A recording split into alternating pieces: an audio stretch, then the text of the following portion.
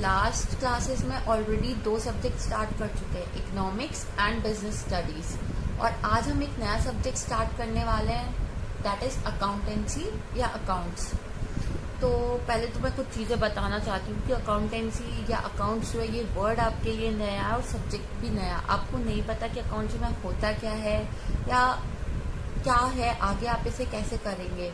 और जनरली क्या होता है, जब भी आप किसी को बोलते हो ना कि मैंने क्या लिया है कॉमर्स, तो लोग आपके मन में एक वहम डाल देते हैं, कॉमर्स लिया है, अकाउंट्स बहुत टफ है, अकाउंट्स समझ नहीं आता है, अकाउंट्स की वजह से लोगों का रिजल्ट खराब होता है। तो गाइस एक चीज़ बता दूँ, अकाउंट्स बहुत अच्छा सब्जेक्ट है, इंटरेस्टिंग है, मज़ा आता है इसे पढ़ने में।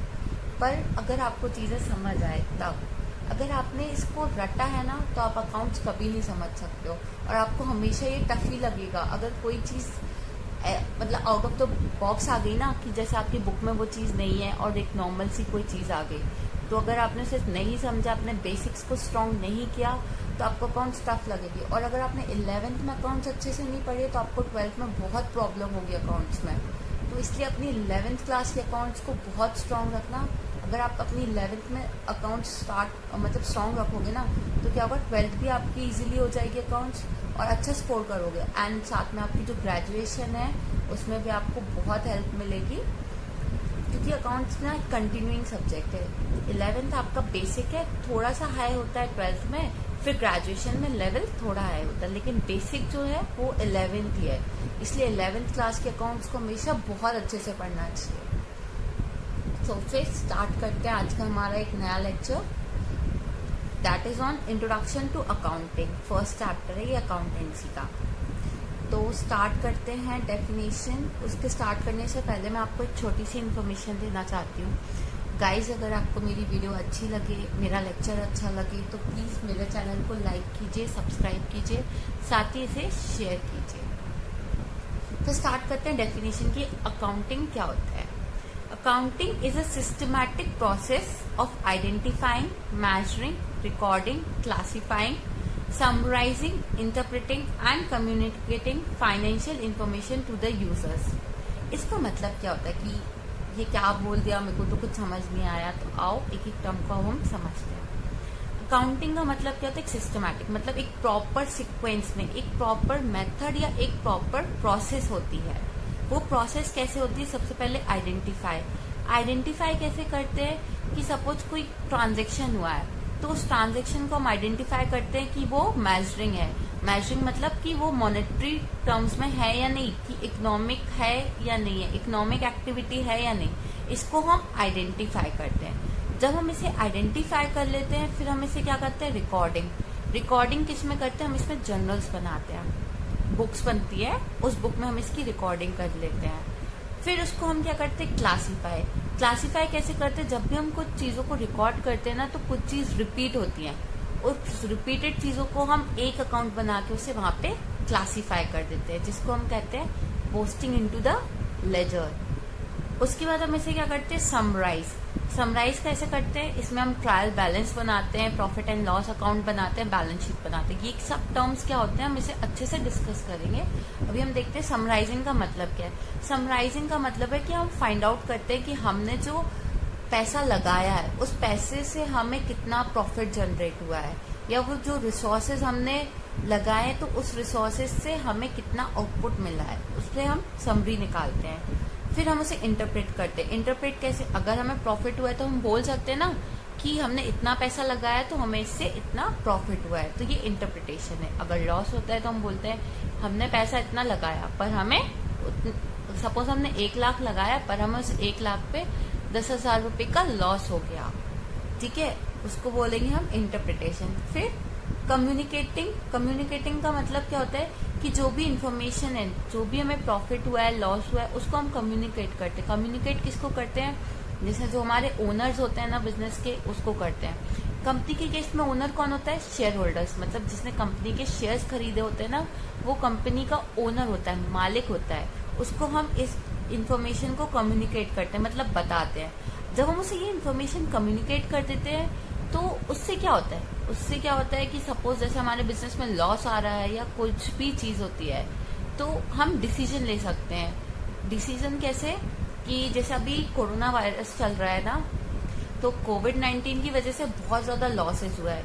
ये लॉसेस हमें कैसे पता चला कंपनी को हुआ है? जब हमने डाटा को इंटरप्रेट किया है, मतलब ये सारी प्रोसेस करके इंटरप्रिटेशन निकाला, उससे हमें पता चला कि लॉस हुआ है। वो इन्फॉर्मेशन किसके पास चलेगी? मालिक के पास। अब मालिक क्या करेगा? ओनर क्या करेगा? डिसीजन लेगा। डिसीजन कैसा डिसीजन लेगा? कि हम कुछ इसको जो लॉस हुआ है कैसे रिकवर करें।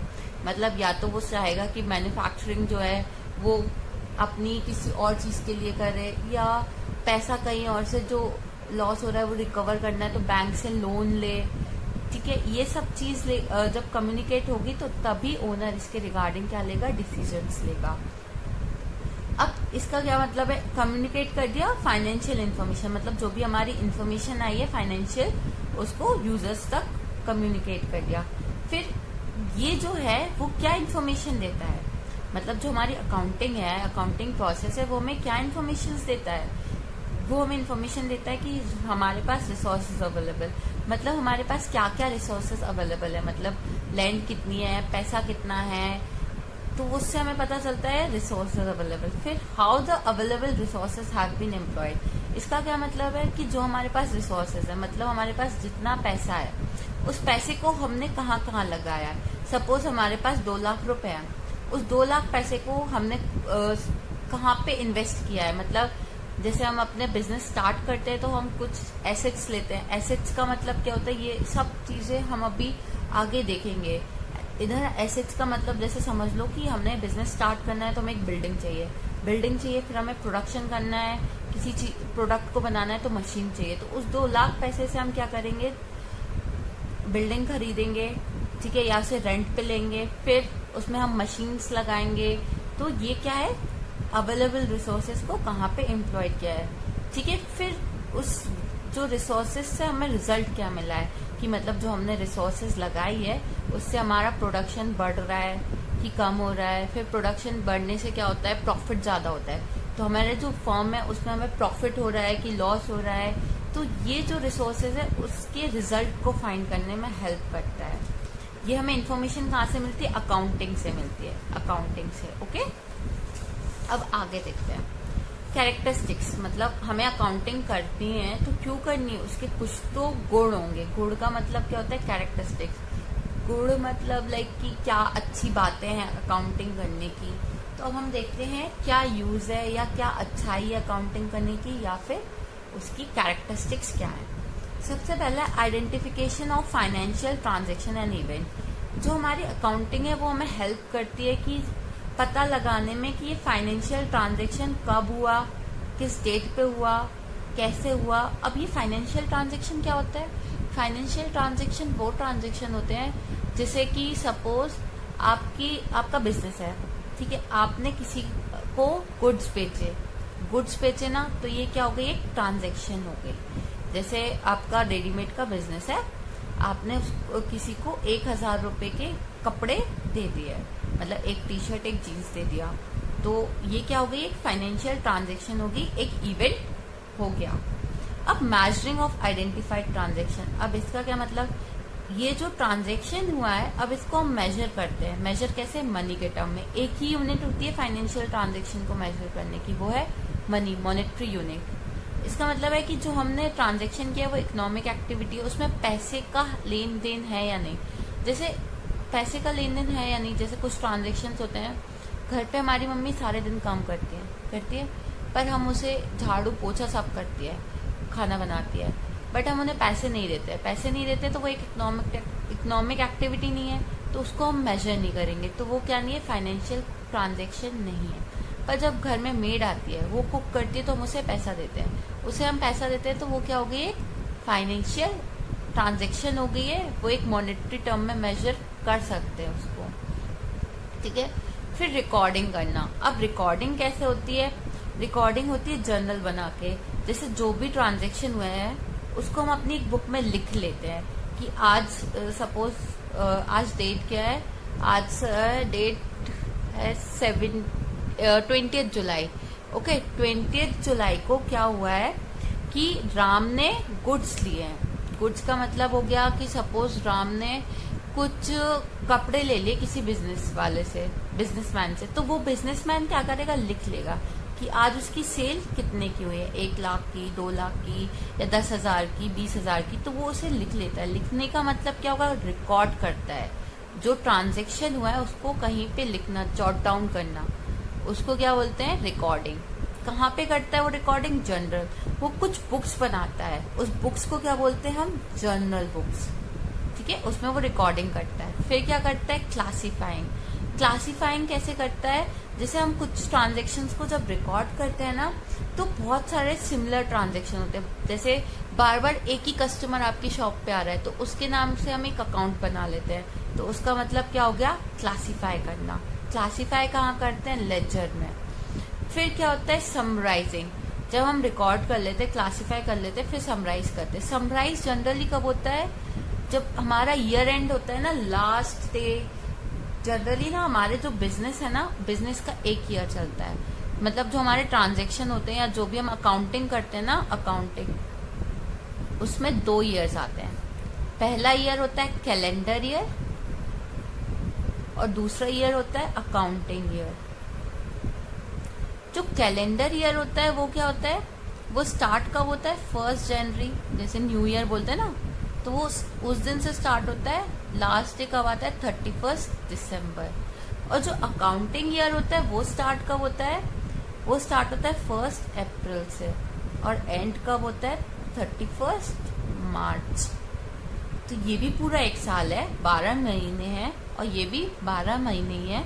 पर ये कैलेंडर है, जैसे नॉर्मली जो कैलेंडर से ईयर चलता है ना, उसको बोलते हैं हम अपना कैलेंडर ईयर। और जो अकाउंटिंग ईयर होता है वो स्टार्ट कब होता है, 1 अप्रैल, और एंड कब होता है, 31 मार्च। याद रखना ये चीज, आगे बहुत सारे क्वेश्चंस में आती है कि कैलेंडर ईयर क्या होता है, अकाउंटिंग ईयर क्या होता है, या जो हमें बुक्स बनानी होती है वो अकाउंटिंग ईयर के बेसिस पे बनानी है या कैलेंडर ईयर है।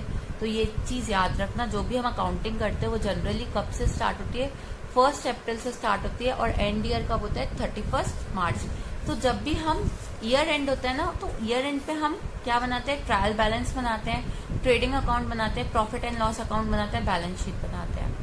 तो ये सब क्या होते हैं, इसको हम डिटेल में स्टडी करेंगे बाद में। बट इससे हम क्या निकालते हैं, ट्रायल बैलेंस से, कि बैलेंसेस कितने हैं। मतलब जैसे जो भी हमारे बिजनेस में बिल्डिंग है तो उसका बैलेंस, मतलब उसकी कीमत क्या है, कब जो हमारा लास्ट डे होता है ना अकाउंटिंग ईयर का, दैट इज 31 मार्च, उस दिन उसकी वैल्यू क्या है। प्रॉफिट एंड लॉस अकाउंट से हम क्या फाइंड आउट करते हैं कि प्रॉफिट कितना हुआ है एक बिजनेस में। सपोज 1 साल में हमारी जितनी सेल है, उस सेल में हम की वजह से हमें प्रॉफिट, जितने भी हमारे एक्सपेंसेस होते हैं, एक्सपेंसेस बहुत सारे होते हैं, जैसे उससे हम फाइंड आउट करते हैं कि प्रॉफिट क्या होता है। अब ये एक्सपेंसेस कितने तरह के होते हैं, क्या क्या होते हैं, बहुत डिटेल में हम आगे की वीडियोस में, लेक्चर्स में पढ़ेंगे। अभी से आप टर्म देखिए। पहला होता है ट्रायल बैलेंस, सेकंड आ गया ट्रेडिंग अकाउंट। ट्रेडिंग अकाउंट में हम फाइंड आउट करते हैं कि ग्रॉस प्रॉफिट कितना है। पीएनएल अकाउंट में हम क्या फाइंड करते हैं कि नेट प्रॉफिट कितना आ रहा है, ठीक है। कि और बैलेंस शीट क्या है कि लास्ट 31 मार्च को हमारे बिजनेस में जो भी एसेट्स हैं, एसेट्स में क्या क्या आते हैं, बिल्डिंग है, आपकी लैंड है, या आपकी मशीनरी है, उसकी कितनी वैल्यू है, कब, 31 मार्च को। इसको हम जो भी समराइज करते हैं ना चीजों को, वो हम कब करते हैं, लास्ट में 31 मार्च में, अकाउंटिंग ईयर में, या फिर कैलेंडर ईयर से देखा जाए तो 31 दिसंबर को। फिर एनालिसिस एंड इंटरप्रिटेशन।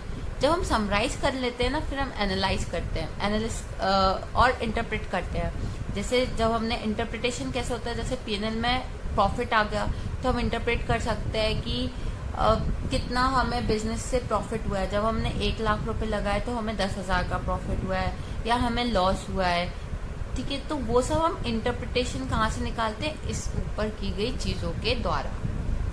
फिर जब हम इंटरप्रेट कर लेते हैं, उस इन्फॉर्मेशन को हम किसको कम्युनिकेट करते हैं, जो हमारे ओनर होते हैं बिजनेस के, उसको हमें ये इन्फॉर्मेशन देते हैं। फिर ओनर क्या करते हैं, डिसीजन लेते हैं।